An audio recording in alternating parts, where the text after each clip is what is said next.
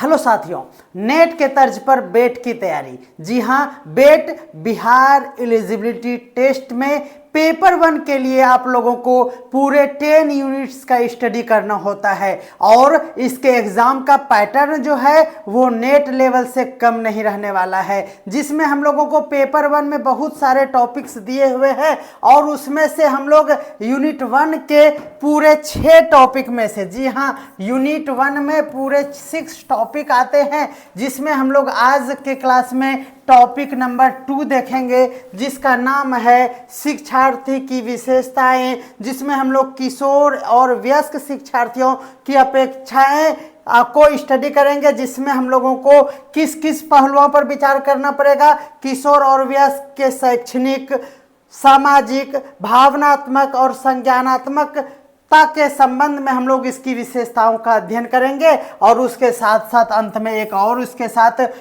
ये टॉपिक है, वो है हमारा व्यक्तिगत भिन्नताएं। तो जी हाँ, बेहतरीन क्लास आज होने वाला है। थ्योरी के बाद मैं आप लोगों के लिए 10 MCQs भी लेकर आया हूं और वो पूरी तरह से नेट का पूछा हुआ क्वेश्चन है, तो हमारे साथ अंत तक बने रहिए।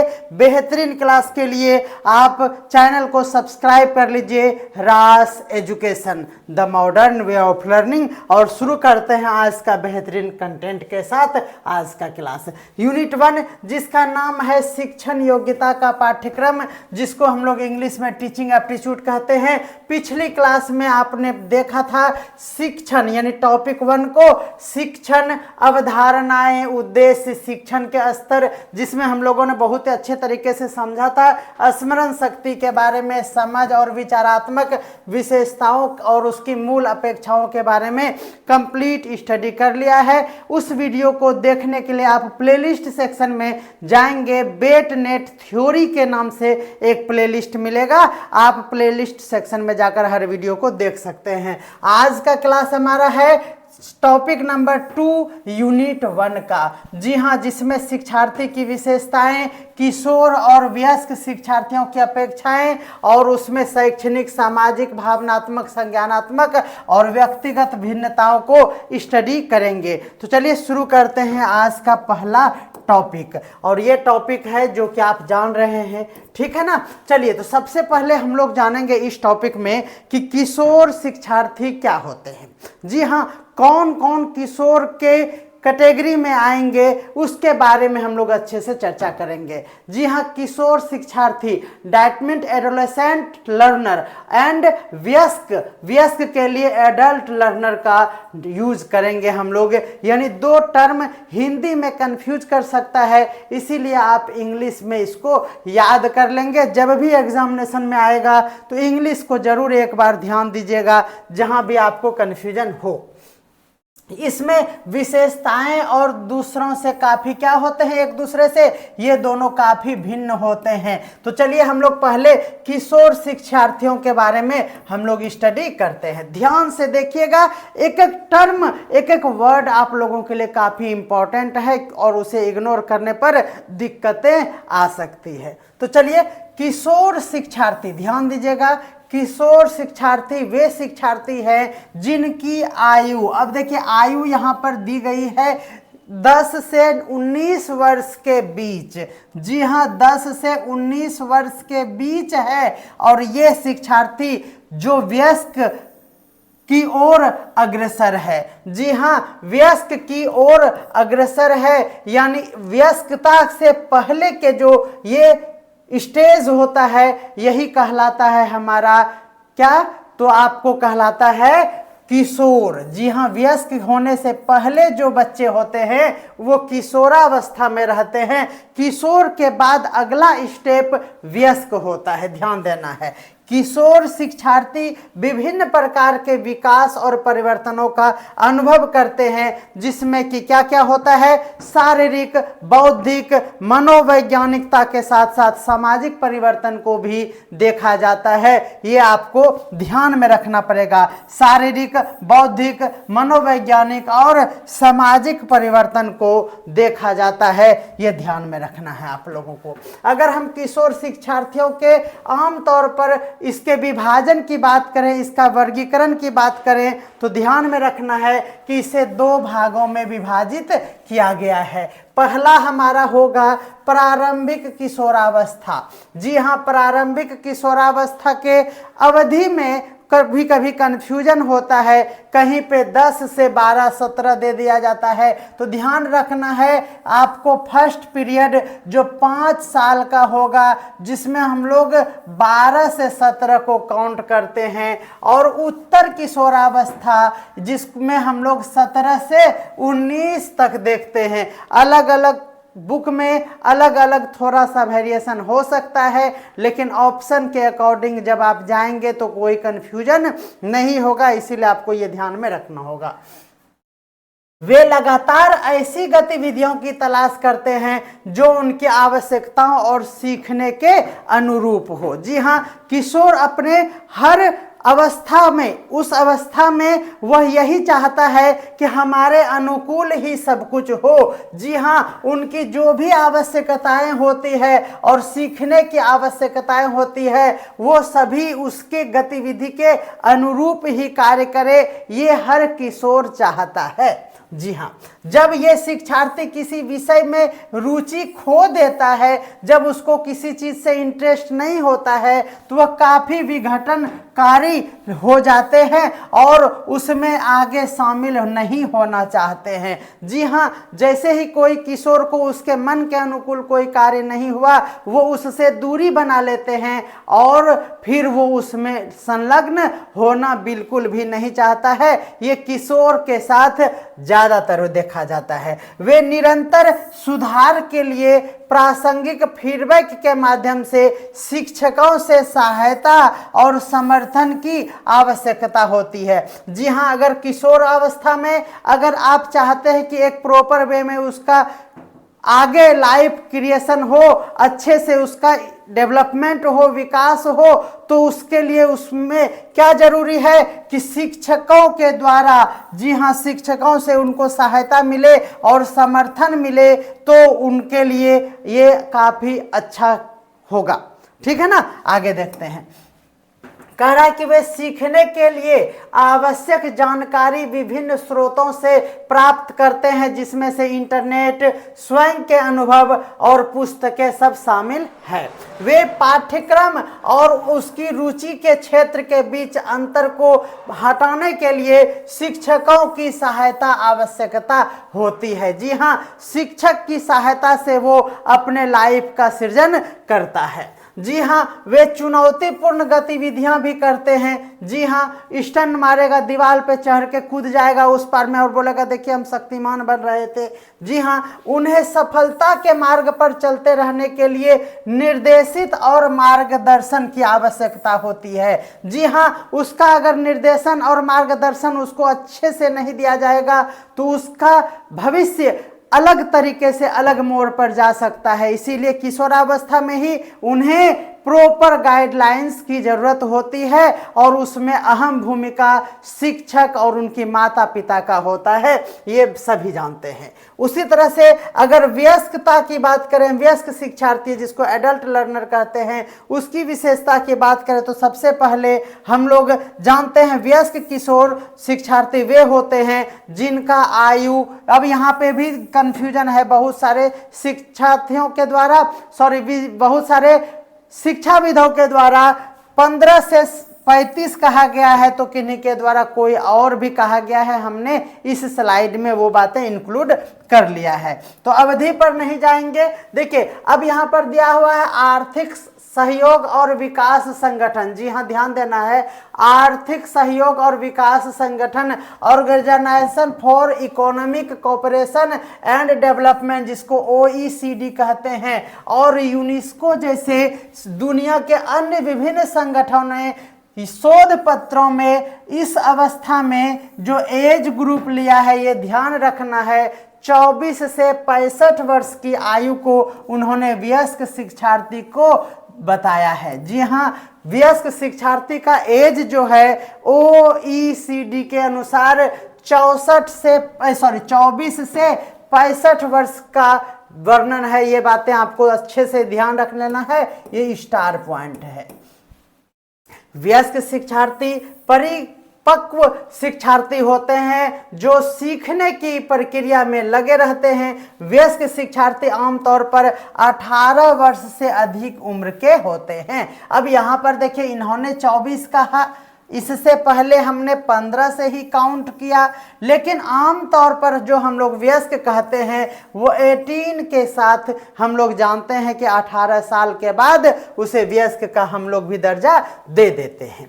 वे अत्यधिक अनुशासित हो जाते हैं और आम तौर पर अनुभव से ही सीखने लगते हैं। आपसे प्रश्न पूछा जा सकता है कि अनुभव से सीखने की अवस्था कौन सी होती है, किस शिक्षार्थियों को हम लोग ये कह सकते हैं कि वे अनुभव से सीखते हैं, तो आपका आंसर होगा वयस्क लर्नर। जी हाँ, वयस्क अभ्यर्थी ध्यान में रखना है। ठीक है, चलिए वयस्क अभ्यर्थी जो होते हैं, शिक्षार्थी जो होते हैं, वह नोट करने वाले ये बात है कि वह परिणाम उन्मुख होते हैं। ये 2 लाइन काफ़ी इंपॉर्टेंट है, इसे डायरी में जरूर नोट किया जाए। ये है हमारा कि वे अत्यधिक अनुशासित और आमतौर पर अनुभव से सीखने लगते हैं। दूसरा हमारा है वयस्क शिक्षार्थी परिणाम उन्मुख होते हैं। ये बातें भी आपको नोट कर लेनी चाहिए। उसके सीखने के उद्देश्य स्पष्ट रूप से परिभाषित और उसका लक्ष्य भी क्या होता है, विशिष्ट होते हैं। ये बातें ध्यान में रखना है और उस लक्ष्य को प्राप्त करने के लिए वो निरंतर प्रयासरत हो जाता है। जी हाँ, 18 ईयर्स के बाद बच्चों को ज़्यादा प्रेशर देकर कहने की आवश्यकता नहीं होती है। वह खुद ही समझ जाता है कि हमें आगे क्या करना है, लक्ष्य का निर्धारण करके उसे कैसे अचीव करना है, ये भी उसे स्पष्ट रूप से समझ में आ जाता है, यह समझ विकसित हो जाता है। वे इस बात के चयन में सक्रिय रूप से शामिल हो जाते हैं कि उन्हें क्या और कैसे सीखना है, ये स्पष्ट रूप से उसे समझ में आ जाता है। वे स्वयं पर भरोसा करना और अपनी गति से काम करना बिल्कुल पसंद करता है। वह नहीं चाहता है कि हमारे किसी भी मैटर में कोई दखल अंदाजी करे। जी हाँ, किशोर में हम लोग उस पर दबाव बना देते हैं, लेकिन वयस्क हो जाने के बाद 18 के बाद उस पर कोई दबाव नहीं बना सकते हैं। वह पसंद नहीं करता वैसी गतिविधियों को और उसे स्वतंत्र रूप से काम करना पसंद आने लगता है। उसके पास व्यापक ज्ञान, अनुभव और अपेक्षाएं आ जाती है, ये बातें सभी जानते हैं। उसकी सीखने की गति, विषय वस्तु, उसकी बुद्धि, प्रक्रिया में भी उसकी भागीदारी और प्रयुक्त पद्धति पर निर्भर करने लगता है। ये बातें नोट करने वाली बातें हैं कि जी हाँ, उसको हर तरह का पैटर्न पर वर्क करना पसंद आने लगता है। जी हाँ, हम इस तरह का ही जीना चाहते हैं, मेरा लाइफ स्टाइल इस तरह का होगा। यह सभी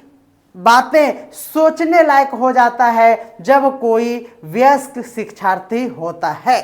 जी हाँ, आगे हम लोग देखते हैं, यही हमारा टॉपिक 2 है। किशोर तीव्र शारीरिक, भावनात्मक और संज्ञानात्मक परिवर्तनों से चिन्हित कर एक चरण से गुजरते हैं जिनके लिए शैक्षणिक, सामाजिक, भावनात्मक और संज्ञानात्मक आयामों में अनुरूप से ध्यान देने की आवश्यकता होती है। उसी तरह से हम लोग अगर दूसरी ओर बात करें तो वयस्क शिक्षार्थी, नोट किया जाइए शब्द, स्वायत्तता और विविध जीवन अनुभव। जहाँ ध्यान रखना है, विविध जीवन अनुभवों की विशेषता रखते हैं। वे आत्मनिर्देशन, ध्यान देना है एक एक वर्ड। जी हाँ, ये एग्जाम में ये छप सकता है, इसलिए इसको ध्यान में रखना होगा। जी हाँ, आत्मनिर्देशन, लक्ष्य का निर्धारण और सीखने की व्यवहारिक प्रासंगिकता पर अत्यधिक जोर देता है। जैसे अद्वितीय लक्षण प्रदर्शित वो करने लगते हैं इस तरह से। जी हाँ, सफल शैक्षणिक अनुभव बनाने के लिए इन शिक्षार्थियों की व्यक्तिगत जरूरतों और प्रेरणाओं की पहचान सर्वोपरि है। ध्यान देना है, हम लोगों को इसी समय उनके व्यवहार को क्या करना चाहिए, तो अच्छे से समीक्षा करते हुए उनके लिए उसे सपोर्ट करना चाहिए, उसे उसकी ज़रूरत के अनुसार उसे प्रेरणा देना चाहिए ताकि वयस्कता उसका परिपूर्ण हो जाए, वो एक अच्छे से वयस्क नागरिक के रूप में सृजित हो सके। इसके लिए ये जरूरी है कि उसे उसका समर्थन करना चाहिए। तो ये बातें आप स्पष्ट रूप से समझ चुके हैं। अगर हम किशोर अवस्था में किशोर शिक्षार्थी, जी हाँ एडोलेसेंट लर्नर की बात अगर करेंगे तो यहाँ पर हमारा जो सिलेबस में है, आप सभी जानते हैं कि पैरामीटर ऑफ क्या है, individual difference in adolescent learner. जी हाँ, इसमें हम लोग जानेंगे सबसे पहले अकादमिक, फिर जानेंगे हम लोग सोशल, और फिर जाने इमोशनल, और फिर कॉग्निटिव। जी हाँ, ये 4 पहलू पर हम लोग इसका क्या करेंगे, डिफरेंशिएट करेंगे। किसको किसको, वयस्क और किशोर शिक्षार्थी को। जी हाँ, अगर हम लोग किशोर में बात करें तो ध्यान देना है कि एकेडमिक के लिए यहाँ पर एजुकेशन होगा, और जब आप वयस्क में एडल्ट में जाएंगे तो ये तो सेम रहेगा, इस आधार पर हम लोग डिफरेंशिएट करेंगे, लेकिन यहाँ पर जो एजुकेशन है वहाँ पर थोड़ा चेंज आएगा। जी हाँ, सोशल में हम लोग आइडेंटिटी पर ध्यान देते हैं, ध्यान रखना है जब वो किशोरावस्था में रहते हैं, उसके लिए फीलिंग्स का भी बहुत ही ज़्यादा मोल है। और जब कॉग्निटिव यानी संज्ञानात्मकता की बात करेंगे तो ध्यान देना है, वहाँ पर वो तर्क करेगा, रीजनिंग उसको चाहिए। ये आयाम जो है जिसमें किशोर वयस्क शिक्षार्थियों से भिन्न होते हैं, इसके बारे में हम लोग चर्चा करते हैं। अभी जो भी टर्म हमने वहाँ पर रेक्टेंगल में लिखा वो यहाँ पर हम उसको वर्णन कर रहे हैं। तो सबसे पहला जो हमारा है वह है एजुकेशन, जिसको हम लोग यहाँ पर देखेंगे एकेडमिक। तो जी हाँ, जिसको अकादमिक कहते हैं ये है हमारा पहला, उसमें आता है शैक्षणिक आयाम। ये आपके सिलेबस से है, इसीलिए यहाँ से थोड़ा सा सतर्क हो जाना है आपको।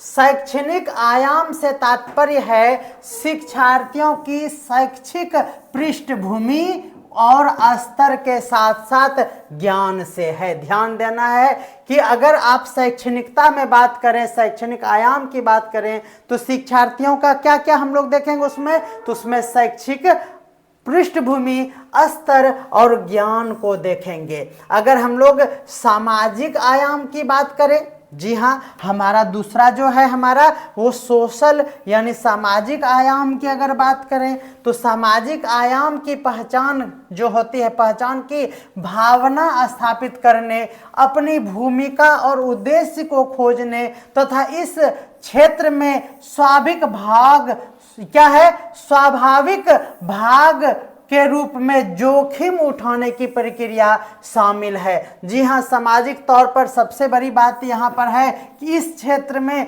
उसको स्वाभाविक रूप से भाग पार्टिसिपेट करना चाहिए और उसे क्या करना चाहिए, जोखिम लेने के लिए क्या फ्री छोड़ देना चाहिए, जाओ तुम रिस्क लो और ये काम भी करके दिखाओ। डेयरिंग होना चाहिए जब हम लोग किशोरावस्था में रहते हैं। जी हाँ, भावनात्मक आयाम की अगर बात करें जो कि हमारा तीसरा नंबर है, भावनात्मक आयाम इस बात पर केंद्रित होता है कि व्यक्ति अपने और दूसरों के बारे में कैसा सोचता है और कैसा वो महसूस करता है, ये भावनात्मक पहलू में आएगा, भावनात्मक आयाम में आएगा। और लास्ट जब हम लोगों का क्या होगा, संज्ञानात्मक, जिसको बौद्धिक आयाम कहते हैं, इसमें विचार, तर्क और धारणाएं शामिल है। ये बातें आपको स्पष्ट रूप से नोट कर लेना चाहिए।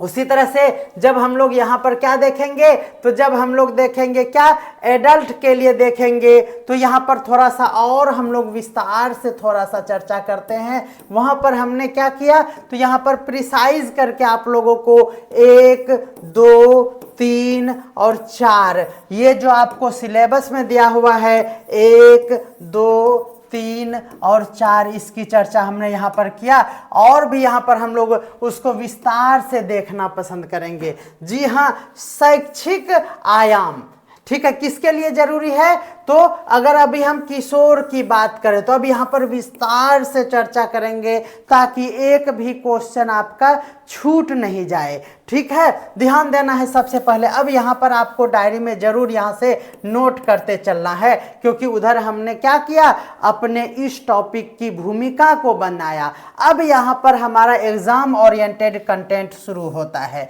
जी हाँ, किशोर अमूर्त तरीके से सोचता है।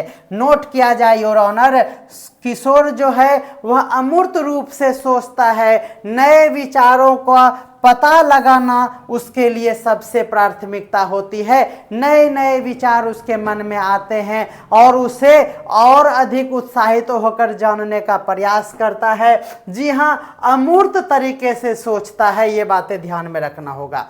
ठीक है, उसकी अलग अलग शैक्षिक ज़रूरतें और शैलियाँ भी होती है और जो उनके दोस्तों, समाज और रुचियों से प्रभावित होता है। जी हाँ, उसकी जो शैक्षणिक ज़रूरत होता है वह ज़रूरत कब परिवर्तित हो जाएगा इसका भी कोई गारंटी नहीं होता है, चूँकि वो जो प्रेरित होता है वह ज़रूरत वह उनके दोस्तों के कारण हुआ रहता है या फिर समाज में कुछ देखकर वो क्या करता है तो अपना निर्णय ले लेता है ज़रूरतों के लिए और उसके रुचि को देखते हुए ये शैक्षणिक ज़रूरत और शैली उसका प्रभावित हो जाता है।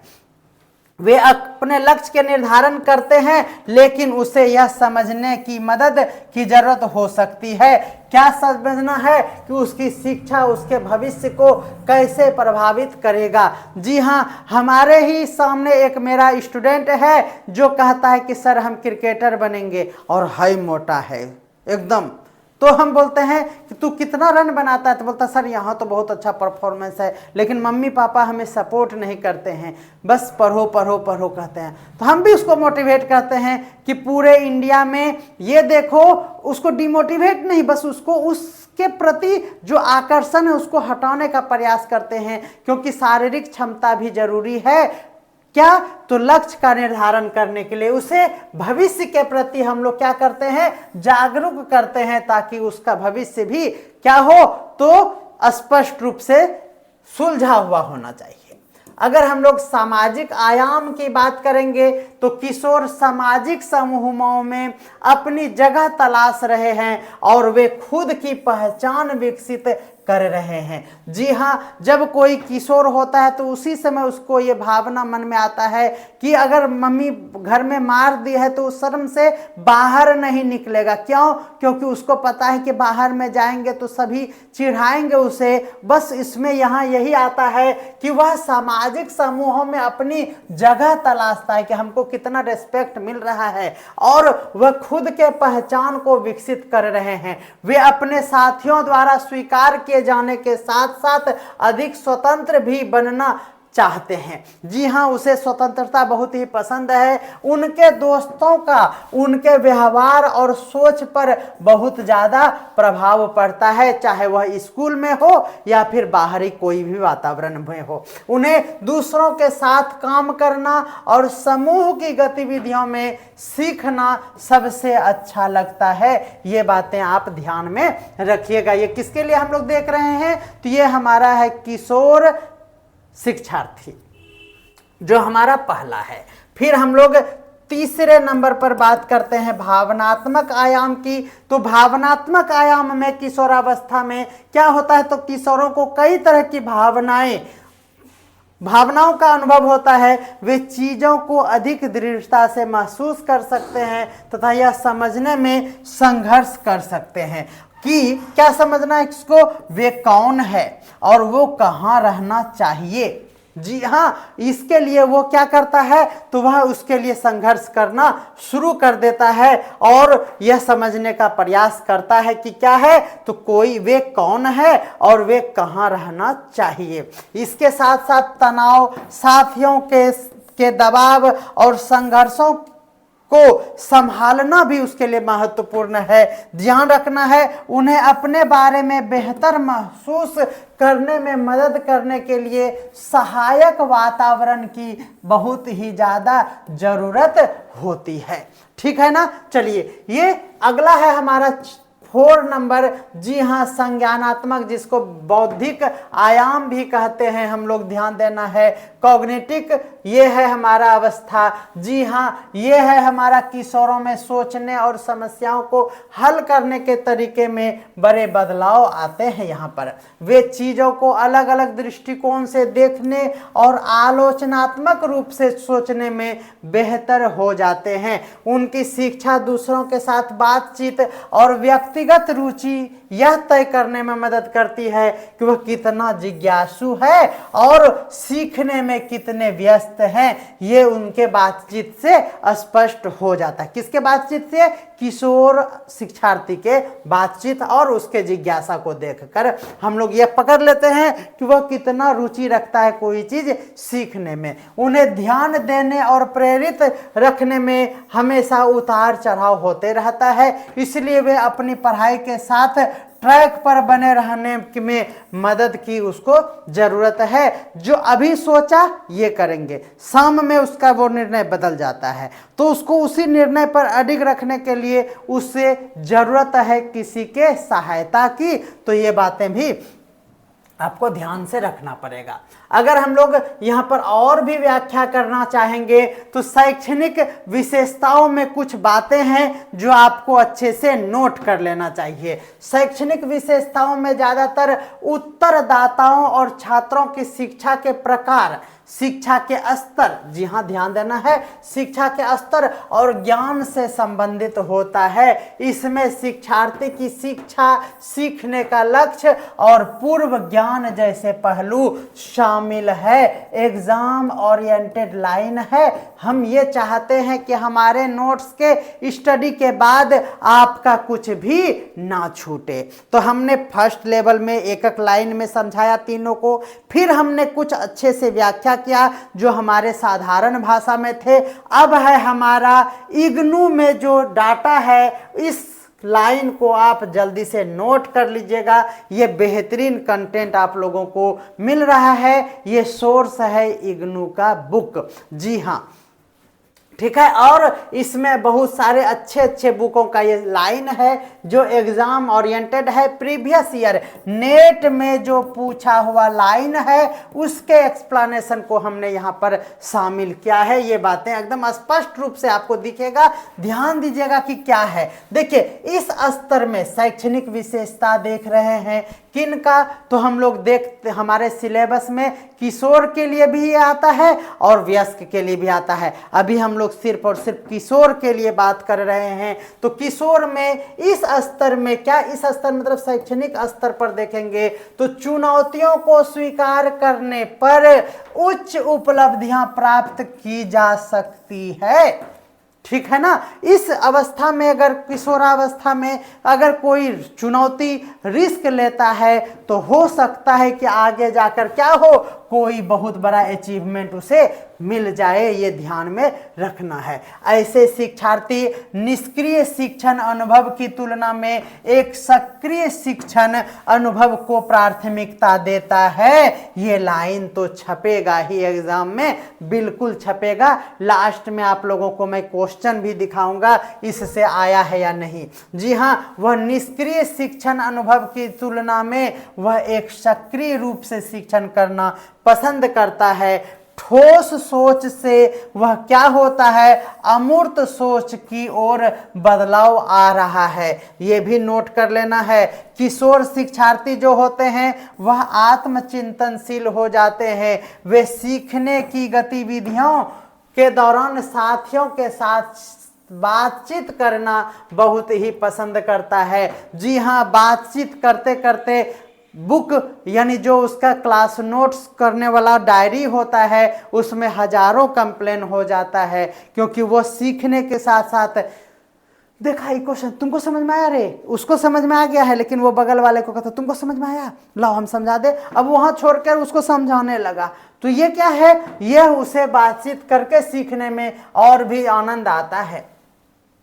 उच्च स्तर के मनुष्यों को समझने की क्षमता में वृद्धि करना, जिसे व्यंग के रूप में गलत समझा जा सकता है। ये बातें ध्यान रखना है। उसी तरह से दूसरे नंबर पर अब आते हैं सामाजिक विशेषताओं में भी कुछ पॉइंट है जो कि आपको डायरी में जरूर नोट कर लेना चाहिए। सामाजिक विशेषताएं जो है समूह के प्रति शिक्षार्थी के दृष्टिकोण और समूह के प्रति व्यक्ति का दृष्टिकोण से संबंधित होता है। हमारा क्या, यह सामाजिक विशेषताएं। नोट किया जाए, सामाजिक विशेषताएं क्या होती है, तो समूह के प्रति शिक्षार्थियों का दृष्टिकोण और समूह के प्रति व्यक्ति का दृष्टिकोण से संबंध है। इसे पहचान और भूमिका की भावना स्थापित करने की प्रक्रिया भी इसमें शामिल है। जी हाँ, पहचान और भूमिका की भावना स्थापित करने के लिए आपको सामाजिक विशेषताओं पर ध्यान देना होगा। सोशल, ये आपको ऑप्शन में ध्यान रखना होगा। वे मानते हैं कि उनकी समस्याएं और भावनाएं ही अनोखी है। किशोर शिक्षार्थी अपने सामने आने वाले किसी भी आलोचनाओं के प्रति सचेत और संवेदनशील हो जाते हैं। वे हमेशा साथियों के बीच एक सामाजिक स्थिति की तलाश करते रहते हैं। वे चेहरे और जातीय पहचान की खोज शुरू कर देता है। ये भी बातें नोट करने वाली है। वे चेहरे और जातीय पहचान की खोज शुरू कर देता है। कौन, तो किशोर शिक्षार्थी। और समान पृष्ठभूमि वाले समान सहकर्मी समूह की तलाश करते हैं। अगर किसी को प्रोजेक्ट बनाने में इलेक्ट्रिक सामान का यूज करके प्रोजेक्ट बनाने वाला अगर कोई स्टूडेंट है तो वह अपने जैसा ही ग्रुप बनाएगा। ये उसका सबसे बड़ी क्या होती है, विशेषताएं होती है। ये ध्यान रखना है। वे सनक में विश्वास रखते हैं और प्रचलित प्रवृत्तियों में भी क्या होते हैं, उसको रुचि होता है। ये बातें ध्यान में रखना है। तीसरी नंबर पे हम लोग देखेंगे, तीसरे नंबर पर भावनात्मक विशेषताएं। जी हाँ, भावनात्मक विशेषताओं में हम लोग ये देखते हैं कि वह व्यक्ति अपने और दूसरों के बारे में कैसे सोचता है या महसूस करता है। ये शिक्षार्थियों से संबंधित विचार और भावनात्मक विकास के पहलू भी इसमें शामिल है। इस अवस्था में मूड स्विंग, ध्यान रखना है, स्विंग, मूड स्विंग अपने चरम सीमा पर होता है। ये याद रखना है कि अभी मूड ये था और फिर वो बदल गया, तो मूड स्विंग याद रखना है आप लोगों को। उन्हें अपनी ऊर्जा मुक्त करने के लिए कुछ गतिविधियों की आवश्यकता होती है और इस स्तर पर आत्मचेतना बढ़ जाती है। नोट किया जाए ये लाइन। चलिए आगे देखते हैं। किसी भी अस्वीकृति पर वो अति प्रतिक्रिया व्यक्त करता है। वे अपने व्यवहार के बारे में दूसरों और अपने समूहों के अनुमोदन और ध्यान की आवश्यकता भी होती है। स्वतंत्र बनना और अलग पहचान बनाना, ये भी किशोर अभ्यर्थी यानी शिक्षार्थियों का ये मुख्य पहचान है। शारीरिक विकास के प्रति भी उनकी चिंता हो जाती है। ये बातें आप ध्यान में रखिएगा, ठीक है। और इसमें हम लोग चौथा नंबर जो है हमारा संज्ञानात्मक विशेषता, इसमें शिक्षार्थी इन विशेषताओं में विचार, तर्क और धारणा जैसी संज्ञानात्मक प्रक्रियाएं इसमें इंक्लूडेड है। इसमें मुख्य रूप से नोट किया जाए स्मृति, मानसिक दबाव, समस्या समाधान का कौशल, बौद्धिक कौशल, संगठनात्मक कौशल और मस्तिष्क की सूचना भंडारण की क्षमता शामिल है। किशोर शिक्षार्थी वयस्कों के आदर्श चरित्र से क्या होते हैं, प्रभावित होते हैं। वे सलाह के लिए अपने माता पिता और कुछ वयस्कों पर निर्भर होते हैं, लेकिन अधिकांशतः वे अपना निर्णय क्या करते हैं, स्वयं ही ले लेते हैं। उसका निर्णय त्वरित होता है, वह तुरंत ही निर्णय ले लेता है, लेकिन कई बार वे गलत निर्णय पर पहुंच जाते हैं। वे लोकतंत्र में रुचि दिखाने लगते हैं। ये बातें आपको नोट कर लेना चाहिए। इस स्तर पर वे नैतिक मुद्दों, विशेषकर सांस्कृतिक और धार्मिक मुद्दों पर जटिलता से सुनते हैं और उसे समझने का क्या करते हैं, प्रयास करना शुरू कर देता है। ये बातें स्पष्ट रूप से आपको किशोर शिक्षार्थी के बारे में स्पष्ट हो गया होगा। अब हम लोग पूरी तरह इतना ही एनर्जी के साथ हम लोग क्या करेंगे, वयस्क अभ्यर्थी के बारे में, जो कि हम सभी इसको जानते हैं। चूंकि हमारे सिलेबस में है तो कुछ पॉइंट है जो कि नोट कर लेना चाहिए, और वो आप लोगों को हमने यहाँ पर प्रस्तुत करके दिखाया है। वयस्क अभ्यर्थी, जिसको एडल्ट लर्नर कहते हैं, पुरानी बातों को माइंड के एक जगह स्टोर कर लीजिए। अब कुछ स्पेस खाली रखिए और वहाँ पे इस चीज़ को डाल के एडजस्ट करके फिर कंपेयर कर लेंगे तो मज़ा आ जाएगा। और लास्ट में क्वेश्चन भी दिखाएंगे कि इस टॉपिक से किस तरह का डिफ़िकल्ट क्वेश्चन आपके नेट के एग्ज़ाम में पूछा गया है। वयस्क शिक्षार्थी एक परिपक्व विद्यार्थी है, जो परिपक्व बौद्धिक, शारीरिक और सामाजिक विकास प्राप्त करने के बाद नया ज्ञान और कौशल प्राप्त कर रहा है और नए दृष्टिकोण का विकास भी वो कर रहा है।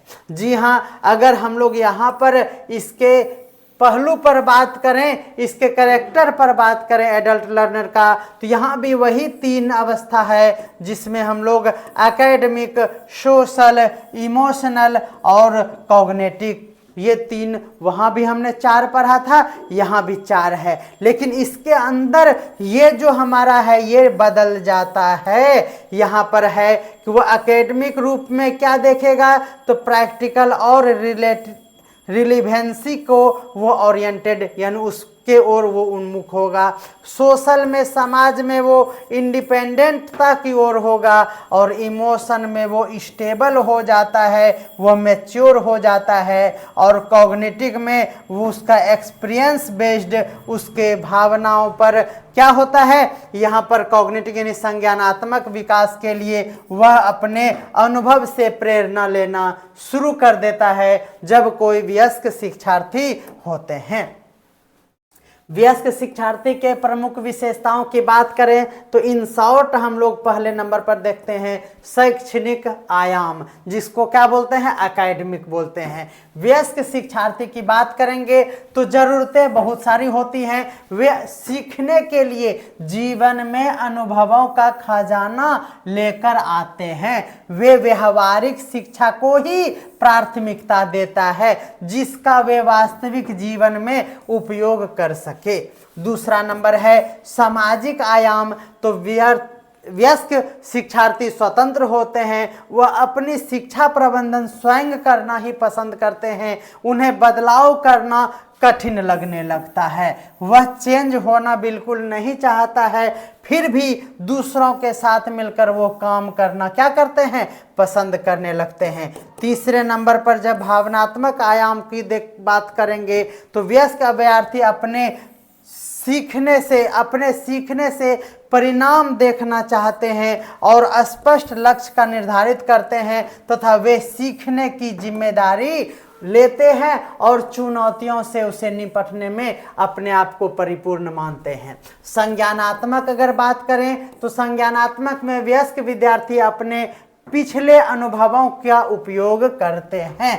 पिछले अनुभवों का उपयोग के लिए आपको किशोर का नहीं, वयस्क का कॉन्सेप्ट याद रखना होगा। नई चीजें सीखने के लिए और वो सीखने के लिए प्रेरित होते हैं। अपने सीखने के मार्ग पर वो खुद ही नियंत्रण रखना पसंद करता है। उसे भले ही बदलाव से जूझना पड़े, लेकिन ये इसके व्यवहार में ही शामिल है। अगर हम लोग और भी ज़्यादा व्याख्या करना चाहेंगे तो याद रखना है कि पहला एकेडमिक जो होता है, शैक्षणिक, उसमें हम लोग देखते हैं कि वयस्क शिक्षार्थी के पास अपने पर्यावरण और जीवन के अनुभवों को नियंत्रित करने का अर्जित ज्ञान का एक विशाल भंडार होता है। उसके पास उसकी राय, मूल्य, विश्वास उसकी परिभाषित विशेषताएं हैं जिन्हें वह सीखने की स्थिति में लाते हैं। ध्यान देना है, वयस्क शिक्षार्थी की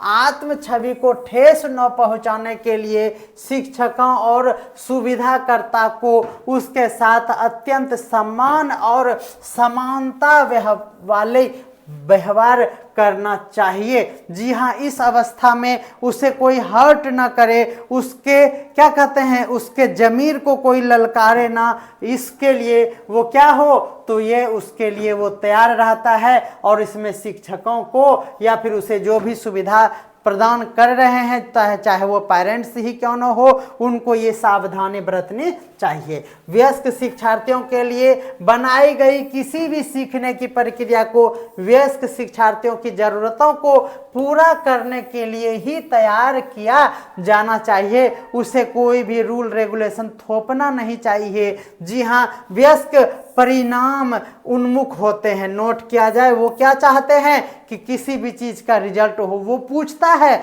जब वो वयस्क हो जाता है तो मैथ में इतना हार्ड पढ़ के सर क्या होगा, लाइफ में कहाँ काम आएगा। हमसे भी पूछता है, सर क्या फायदा होता है इतना क्रिटिकल अलजेब्रा को सॉल्व करके। वो पूछता है, सर कि इंटीग्रेशन का यूज कहाँ होगा, ये बताइए। हम डायमंड अगर खरीद के पहनते भी हैं तो डायमंड का उतना हार्ड स्ट्रक्चर पढ़ के क्या होगा सर। ये सभी बातों को वो डिस्कस करना शुरू कर देता है। वह परिणाम उन्मुख होते हैं।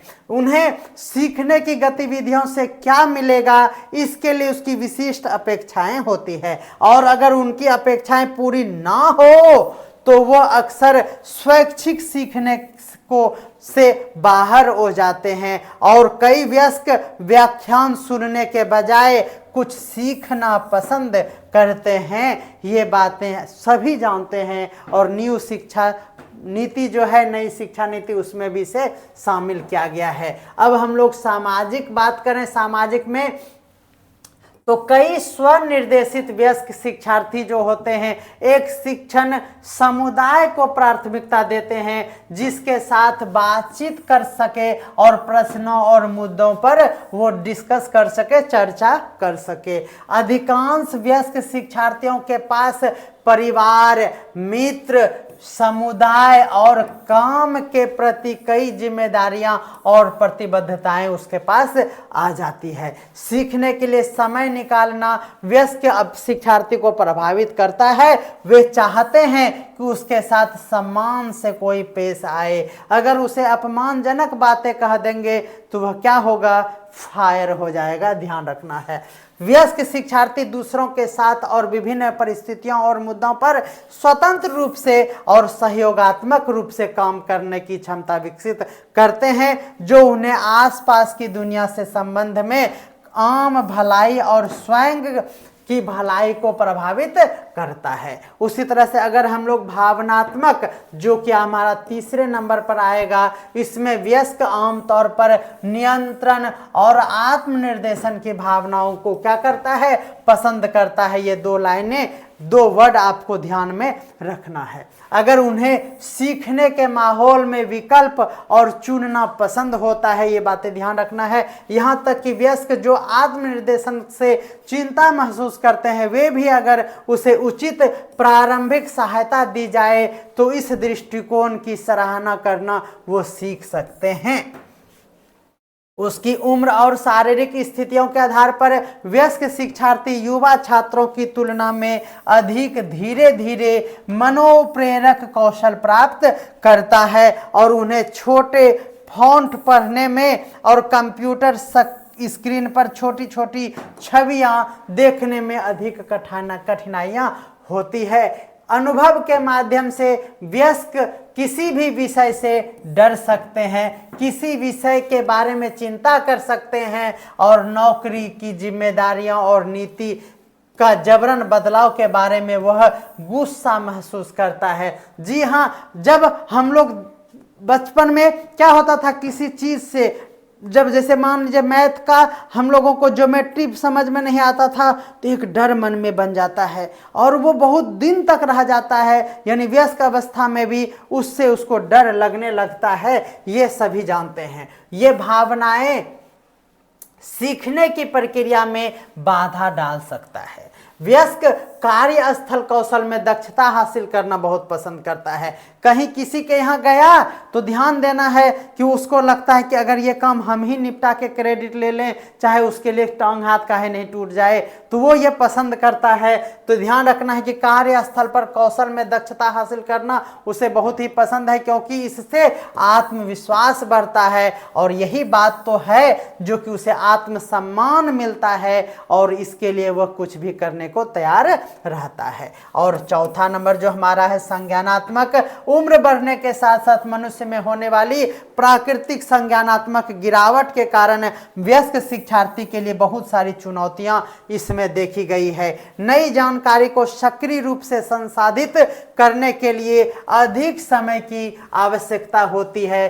प्रसंकरण गति एक संज्ञानात्मक क्षमता है, नोट किया जाए, जिसे किसी भी व्यक्ति द्वारा मानसिक कार्य करने में लगने वाले समय के रूप में परिभाषित किया जाता है। नोट किया जाए, यह उस गति से संबंधित है जिसमें कोई व्यक्ति प्राप्त जानकारी को समझ सकता है, उस पर प्रतिक्रिया कर सकता है, चाहे वह दृश्य है या फिर श्रवण है या फिर वो एक आंदोलन जैसा क्यों ना हो। दूसरे शब्दों में हम इसकी व्याख्या करना चाहेंगे, जी हाँ, प्रसंकरण गति यह एक उत्तेजना को प्राप्त करने और उस पर प्रतिक्रिया करने के बीच का समय ही है प्रसंकरण गति। ठीक है ना, ये नोट किया जाए, बहुत बहुत इंपॉर्टेंट है। यह उम्र के साथ कम होता जाता है, इसके कारण बहुत सारी संज्ञानात्मक प्रक्रियाएं भी उसकी प्रभावित हो जाती है। इसलिए क्या होना चाहिए, वृद्ध लोगों को अधिक शिक्षण समय की आवश्यकता होती है, क्योंकि ये समय के साथ क्या होता है, इस याद करने के लिए पर्याप्त रूप से जानकारी सीखने में उन्हें कठिनाइयां होती है। एक बार जब वे जानकारी को अच्छी तरह से सीख लेते हैं तो उसकी याददाश्त खराब नहीं होता है। ये बातें आप स्पष्ट रूप से समझ सकते हैं। तो चलिए, हम लोगों ने बहुत ही बेहतरीन तरीके से ये दोनों हमारा जो सिलेबस था किशोर और वयस्क शिक्षार्थी, इसको हमने स्टडी किया। और लास्ट टॉपिक जो हमारे सिलेबस के अकॉर्डिंग है वह है व्यक्तिक भिन्नताएं। जी हाँ, इंडिविजुअल डिफरेंस। व्यक्तिक भिन्नताएं सभी मनोवैज्ञानिक विशेषताएं, शारीरिक, मानसिक और ज्ञान आदतों, व्यक्तित्व, चरित्र लक्षणों में सभी में ये डिफरेंस पाए जाते हैं, है ना। सीखने की विशेषताओं के संबंध में अक्सर विभिन्न शिक्षार्थियों और बच्चे, छात्र, पेशेवर, वयस्क, वृद्ध और विकलांग व्यक्तियों जैसे शिक्षार्थियों में समूहों की विशेषता के बीच भी बहुत सारा अंतर देखा गया है। यह समूह अपनी प्रेरणा, पूर्व ज्ञान, विशेषज्ञता स्तर और अध्ययन के समय और शारीरिक क्षमताओं में भी क्या हो जाते हैं, शिक्षार्थी भिन्न भिन्न लक्षण प्रस्तुत करते हैं। व्यक्तिगत मतभेद भी निम्नलिखित कारकों पर वर्गीकृत किया जाता है: शारीरिक उपस्थिति, खुफिया जानकारी, दृष्टिकोण, उपलब्धि, मोटर क्षमता, लिंग, नस्लीय मतभेद, आर्थिक स्थिति, रुचियां, भावनाएं, व्यक्तित्व। ये सभी जो है भिन्नता का मुख्य आधार बन जाता है। ठीक है, स्पष्ट रूप से उसमें भिन्नताएं सभी जानते हैं। ये टॉपिक हमारे माइंड में, मस्तिष्क में हमेशा से रखता है, इसमें कोई हार्ड नहीं है। बस हम लोग देखेंगे कि यूजीसी नेट में जो प्रश्न पूछे जाते हैं उसको इस टॉपिक से कौन कौन से प्रश्न पूछे गए हैं। टॉपिक है हमारा वयस्क और किशोर अभ्यर्थी शिक्षार्थी। जी हाँ, एडल्ट एंड एडोलेसेंट लर्नर जो होता है उससे संबंधित नेट में पूछा गया। देखिए यहाँ यूजीसी नेट 2014 तारीख का 2023 में मॉर्निंग शिफ्ट में पूछा गया ये प्रश्न है। प्रश्न कहता है, ध्यान दीजिएगा, निम्नलिखित में से कौन सी किशोर बौद्धिक विकास की विशेषताएं हैं। किशोर मतलब वयस्क से पहले। जी हाँ, आपको हमने यहाँ पर स्पष्ट रूप से बताया था क्या, तो ध्यान देना है आप लोगों को कि वह कल्पना करता है तो बिल्कुल करता है। ठीक है ना। चलिए ये देखिए, ये हमने अभी पढ़ाया या नहीं पढ़ाया, बोलिए। अमूर्त भावनाएं किस में है, जल्दी से बोलिए। किशोर में। अमूर्त भावनाएं किशोर में है, याद रखिएगा, अभी हम बताए थे। ये देखिए सोच और तर्क जो है ना ये वयस्क में है, वयस्क में है। आपसे क्वेश्चन किशोर के लिए पूछा है यूजीसी नेट ने 14 मार्च 2023 को। जी हाँ, तो ये तो अभी जस्ट हम पढ़ाए हैं, वयस्क में तर्क और सोच विकसित होता है। ध्यान की अवधि बिल्कुल सही है, यानी 1 नंबर, 2 नंबर और डी नंबर, यानी ए बी डी कहां पर है, सॉरी ए बी डी, जी हाँ ए बी डी कहां पर है, जल्दी से बताइएगा। जी हाँ ए बी डी यहां पर हमारा क्या है, ये आपका सही आंसर है। बोलिए सही है या नहीं, सी नंबर नहीं होगा, ये बिल्कुल सही जवाब है। चलिए आगे देखते हैं हम लोग। इसी तरह से आप लोगों के लिए हमने नेट का क्वेश्चन यहां पर इंक्लूड किया है, ये ध्यान में रखना है आप लोगों को। नीचे 2 कथन दिए गए हैं, ये देखिए यूजीसी नेट में 13 मार्च 2023 को पूछा है। जी हाँ, किशोरावस्था बचपन और वयस्कता के बीच वृद्धि और विकास संक्रमणकालीन अवधि होती है। जल्दी से बताना है आप लोगों को। किशोरावस्था भावनात्मक स्थिरता और बहुत राहत की अवधि है, ये बताना है। नहीं, किशोरावस्था तो आग तूफान की आवश्यकता है, यहाँ राहत जो दे दिया ये बिल्कुल गलत बात है। इसका मतलब कथन 1 सही है, लेकिन कथन 2 जो है वो पूरी तरह से गलत है, और ऐसा ही क्वेश्चन आपके एग्जाम में पूछे जाते हैं, आप देख रहे हैं। निम्नलिखित में से कौन सा किशोर की बौद्धिक विशेषताएं हैं? यूजीसी नेट 13 मार्च 2023 के इवनिंग शिफ्ट में पूछा गया क्वेश्चन है। जी हाँ, किशोरों के बौद्धिक विशेषता की बात करेंगे। बौद्धिक बोले तो संज्ञानात्मक, जी हाँ लास्ट वाला कॉग्निटिव। जी हाँ, इसमें अगर हम बात करेंगे तो ध्यान रखना है भावनात्मक मनोदशा में बदलाव नहीं होता है। कल्पना तो वो इतना करता है कि उसका वर्णन नहीं है। ध्यान की अवधि भी जो होती है वह बढ़ जाती है, बिल्कुल सही बात है। और क्या हो जाएगा, तो और क्या होगा, ये नहीं होगा। देखिए नाड़ी का दर जो है वो पल्स रेट जो है वह वृद्धि, ये नहीं होगा। सोच और तर्क का विकास हो जाता है, तो ए नहीं होगा।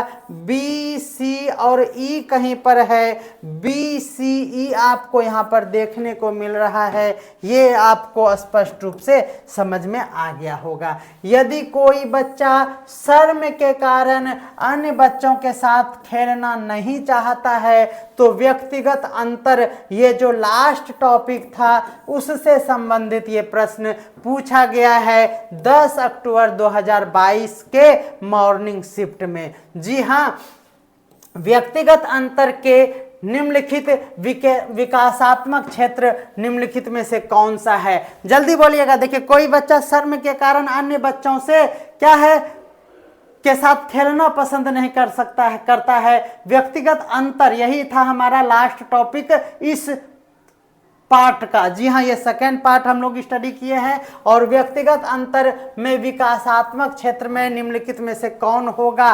देखिए बच्चे अन्य बच्चों के साथ समाज में मिलते जुलते हैं, तो ये सामाजिक वाला है। तीसरा नंबर जो है, पहला नंबर है शैक्षणिक, है ना, और दूसरा नंबर के बाद ये तीसरा नंबर में हम लोग सामाजिकता को देखे हैं। तीसरे नंबर में है या किस में है, एक बार हम दिखा देते हैं आप लोगों को।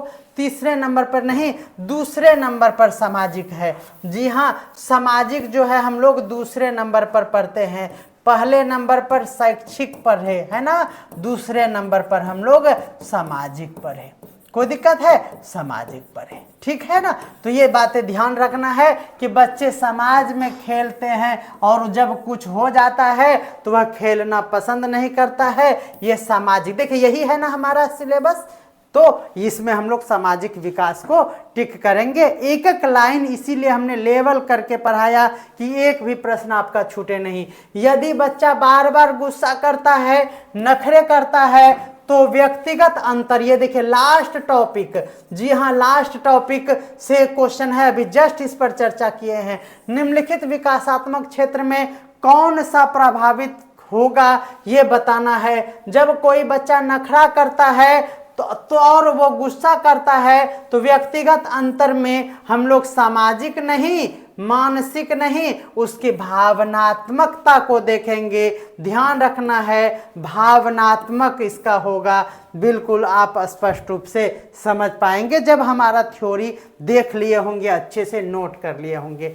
निम्नलिखित में से कौन सी विशेषताएं आमतौर पर वयस्क शिक्षार्थियों की नहीं होती है। जस्ट हमने बताया आप लोगों को। देखिए ये 21 अक्टूबर 2022 को क्वेश्चन, क्या एक भी क्वेश्चन नहीं छूटेगा, ये हम चैलेंज करते हैं जब हमारा इसी वीडियो का थ्योरी को आप नोट कर लेंगे। देखिए उसी से क्वेश्चन पूछा गया कि नहीं वयस्क शिक्षार्थी की विशेषताएं नहीं है। देखिए स्व शिक्षण बिल्कुल है ना। रट्टा मार जो होता है वह नहीं होता है वयस्क में। सीखने के लिए वह समय का लचीला होता है और समाज से भी वो शिक्षण लेता है।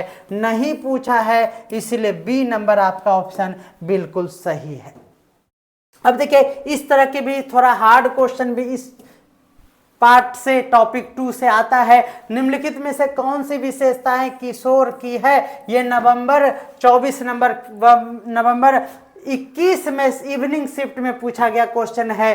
किशोर के बारे में तो हम लोग स्पष्ट रूप से समझ चुके हैं, वयस्क नियंत्रण से बढ़ती हुई स्वतंत्रता। जी हाँ ध्यान देना है आप लोगों को, वयस्क नियंत्रण से बढ़ती हुई स्वतंत्रता। जी हाँ ये बहुत अच्छे से देखिए घुमाया है इस लाइन को, वयस्क नियंत्रण से बढ़ती स्वतंत्रता। जी हाँ उसे स्वतंत्र रहना बिल्कुल पसंद है, ये हो सकता है पहला। देखिए सबसे ज्यादा जानते हैं कि इसमें शारीरिक रूप से भी काफी विकास होता है। ये एक जनरल लाइन था किशोर के बारे में। हम लोग अपने घर में ही बहुत सारी जानकारियां रखते हैं किशोर और वयस्क के बारे में, इसीलिए छोटे छोटे लाइन को हमने यहाँ पर इंक्लूड नहीं किया है। तीव्र शारीरिक परिवर्तन बिल्कुल देखा जाता है, ठीक है ना। और देखिए भावनात्मक रूप से परिपक्व वो नहीं हो पाता है। वयस्क जो है वह भावनात्मक रूप से परिपक्व होता है, यहाँ पर किशोर है, इसीलिए सी नंबर तो एकदम डिस्कार्ड किया जाए। तर्क संगत तरीके से कार्य भी वयस्क करता है, आपके सिलेबस में वयस्क और किशोर है, ये भी गलत हो जाएगा। सहकर्मी समूहों के साथ गतिविधि पर ध्यान देता है, अभी जस्ट बताए हैं, एकदम बेहतरीन तरीके से आप लोगों को बताए हैं। इसका मतलब ए नंबर, बी नंबर और ई नंबर अगर ऑप्शन में कहीं है क्या, ए बी सी है गलत, डी है गलत, ये डी भी वयस्क के लिए था, यहां पर डी है गलत। देखिए ए बी ई यहां तो दिख ही रहा है, डी नंबर में ए बी ई आपका स्पष्ट रूप से सही हो जा रहा है। निम्नलिखित में से कौन वयस्क शिक्षार्थियों की विशेषताएं नहीं है। 5 जनवरी की सुबह 2022 ईस्वी की बात है। यह क्वेश्चन नेट ने एकदम छाप दिया पूरी तरीके से रास सर के नोट्स से। जी हां ध्यान देना है। और ये वयस्क शिक्षार्थियों की विशेषताएं नहीं है, वयस्क है इसका मतलब वो परिपक्व शिक्षार्थी है, लेकिन हमसे नहीं पूछा इसीलिए ये नहीं लिख सकते हैं। तर्क संगत भी हो जाता है, आपको नहीं पूछा है तो ये नहीं होगा। वे एक उचित रूप से स्थिर पहचान की तलाश करते हैं। बोलिए, वे उचित रूप से स्थिर पहचान की तलाश करते हैं, ये उचित रूप से नहीं, उसका निर्णय अनुचित भी हो सकता है, इसीलिए यह एक वयस्क का यह लक्षण नहीं है।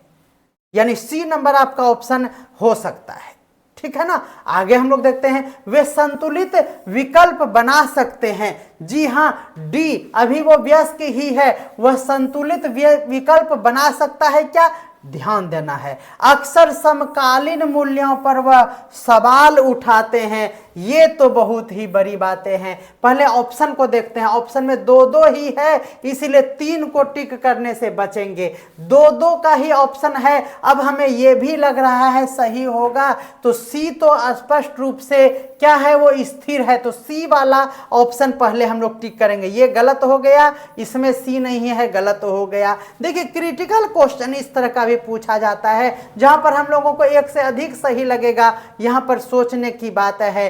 डी नंबर हम लोगों को कंफ्यूज कर रहा है, लेकिन ये फिक्स हो जा रहा है।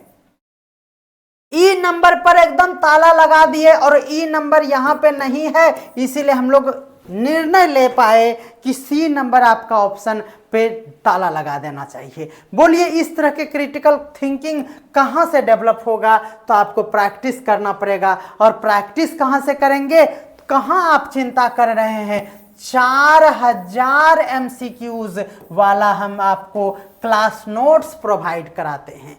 4000 है, कम नहीं है, और ये नेट का है।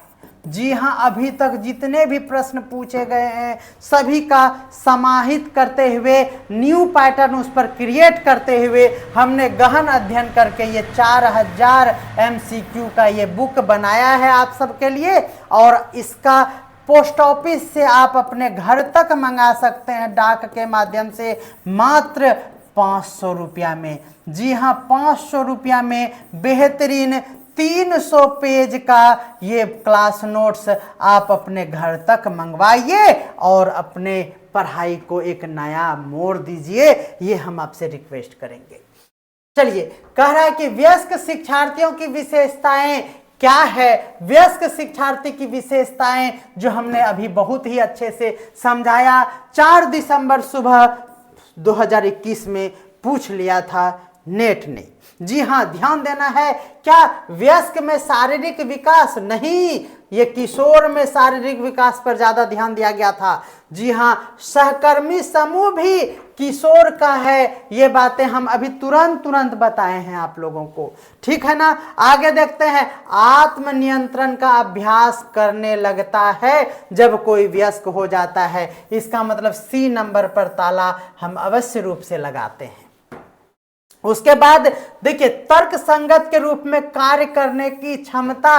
ये देखिए, ये हमारा वयस्क में तर्क करने के रूप में कार्य करने की क्षमता जो है ना, इस पर वहां भी हम लोगों को कंफ्यूजन हुआ, तो इस पे हम लोग क्या करते हैं? डाउट रखते हैं। ई नंबर ध्यान दीजिएगा, हमारा क्या हो जाएगा? मार्गदर्शन और नियंत्रण से स्वतंत्र होना सीखना। मार्गदर्शन और नियंत्रण से स्वतंत्र होना भी आपको सही लग रहा है। अब हम लोग क्या करेंगे? वयस्क शिक्षार्थियों की विशेषताओं में मार्गदर्शन और नियंत्रण से स्वतंत्र होना वो सीख लेता है। इसका मतलब हुआ कि डी नंबर भी हमारा सही जा रहा है और ई नंबर भी सही जा रहा है। सी डी ई जो है हमारा सही जा रहा है, और ये सी डी ई क्या होगा? ये आपको यहां देखिए, स्वतंत्र होना सीखता है, तो बिल्कुल सही जवाब है। डी नंबर आपका सही जवाब है। और आज का ये लास्ट क्लास हो गया, लास्ट क्वेश्चन था। आप लोगों को हमारा ये क्लास कैसा लगा? आप हमारे साथ जुड़िए। मैं आपसे निवेदन करूंगा कि आप असिस्टेंट प्रोफेसर जो बनना चाहते हैं, उनका संपूर्ण तैयारी आप सभी को प्रज्ञानम ऐप पर उपलब्ध करा दी गई है। फी जो है आप लाइव बैच के लिए 499 का पे करके आप हमारा वीडियो लेक्चर ज्वाइन कर सकते हैं, और 4000 MCQs का बुक आप मंगवा सकते हैं आप अपने घर तक। उसके लिए आपको पेमेंट करना होगा 500 रुपया। जी हाँ, ये हमारा टॉपिक 2 खत्म हो गया। कल इसी तरह के थंबनेल के साथ पेपर 1 की कक्षा में हम लोग टॉपिक नंबर 3 को स्टडी करेंगे।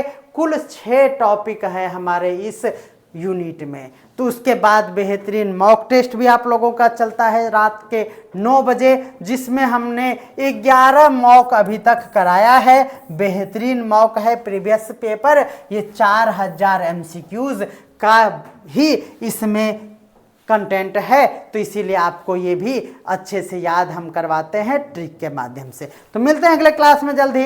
तब तक के लिए आप रास एजुकेशन ऑफिशियल यूट्यूब चैनल रास एजुकेशन को सब्सक्राइब करना बिल्कुल ना भूलें। और डेली आपको क्लास मिलता है शाम के 7 बजे। तो मिलते हैं अगले क्लास में जल्दी। तब तक के लिए सभी को बाय बाय।